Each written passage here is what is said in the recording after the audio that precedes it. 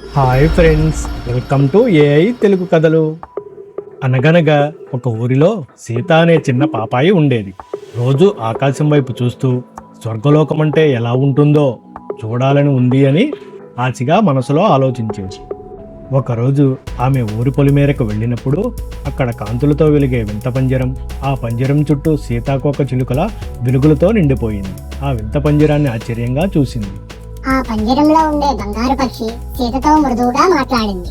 స్వర్గంలోకి రావాలంటే నువ్వు నాకు సహాయం చేస్తే నేను నిన్ను స్వర్గానికి తీసుకెళ్తాను అని బంగారు పక్షి చెప్పింది.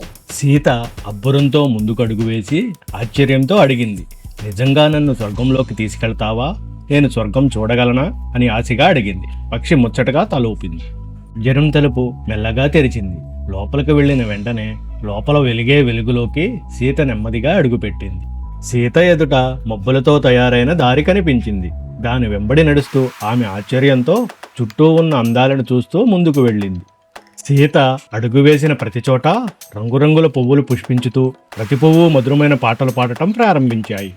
ఆమె చుట్టూ స్వర్గపు పిల్లలు మబ్బుల్లో గాలిపటాలు ఎగరేస్తూ ఆనందంగా ఆడుతుండగా సీత నవ్వుతూ వారితో కలిసి ఆనందాన్ని ఆస్వాదించింది.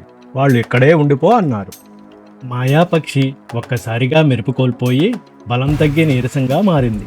ఆ పక్షి సీతను కోరిక అడిగింది.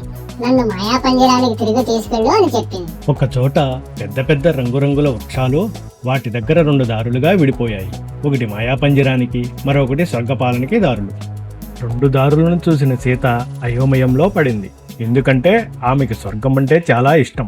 స్వర్గం అద్భుతంగా ఉంది. ఒక పక్షి సహాయం అడిగింది. పక్షి మెల్లగా చెప్పింది, ఈ స్వర్గం నిజం కాదు సీత, ఇది కేవలం మాయ. నన్ను వెనక్కి తీసుకెళ్తే నిజమైన స్వర్గాన్ని చూస్తావు. పక్షి మాటలు విన్న సీత ఆశ్చర్యంగా చూసింది. సీత పక్షిని చేత్తో పట్టుకుని దృఢంగా నడక ప్రారంభించింది. గాలులు ఎగురుతున్నా, మబ్బులు కమ్ముతున్నా ఆమె ధైర్యంగా తిరుగు ప్రయాణాన్ని మొదలుపెట్టి ముందుకు సాగింది. ఆమె నడుస్తున్న ఒక దారిలో భారీ బల్లులు వచ్చాయి.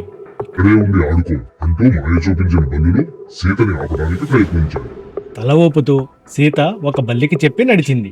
నాకు నా స్నేహితురాలు ప్రాణం ముఖ్యం అని ధైర్యంగా ముందుకు సాగింది. చివరికి మాయాపంజరం చోటు కనిపించింది. అది మెరిసిపోతూ సీతకి స్వాగతం పలికింది. అది చూసిన బంగారు పక్షి తన రెక్కలను ఆడించుకుంటూ ఎంతో సంతోషపడింది. ఆ పంజరం చుట్టూ నీలం రంగు నీళ్లతో దగదగా మెరిసింది. పంజరంలోకి వెళ్లిన వెంటనే పక్షి మెరిసిపోతూ బలంగా మారింది. ధన్యవాదాలు సీత, నీవే నా నిజమైన స్నేహితుడు అని చెప్పింది. ఆ మాటలు విన్న సీత చాలా సంతోషపడి, నువ్వు కూడా నా స్నేహితురాలివే అని సమాధానం చెప్పింది. ఆ క్షణంలోనే పక్కనే ఉన్న నక్షత్రాల తలుపు మెరిసిపోతూ తెరుచుకుంది. అది నిజమైన స్వర్గానికి తలుపు అని బంగారు పక్షి చెప్పింది. ఇప్పుడు సీత నిజమైన స్వర్గంలోకి నవ్వుతూ అడుగుపెట్టింది. పెద్ద పెద్ద మందిరాలు, రంగుల పువ్వులు, పాటలు, ఆహ్లాదకర వాతావరణం కనిపించాయి. నిజమైన ఆనందం ఆమె చుట్టూ ఉంది.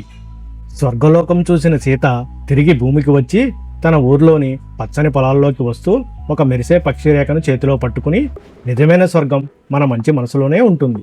ఇప్పుడు ఆమె గుండెల్లో నిజమైన స్వర్గం ఉంది. అవి దయ, స్నేహం, నిజాయితీ. మరిన్ని వీడియోస్ కోసం please like, subscribe my channel.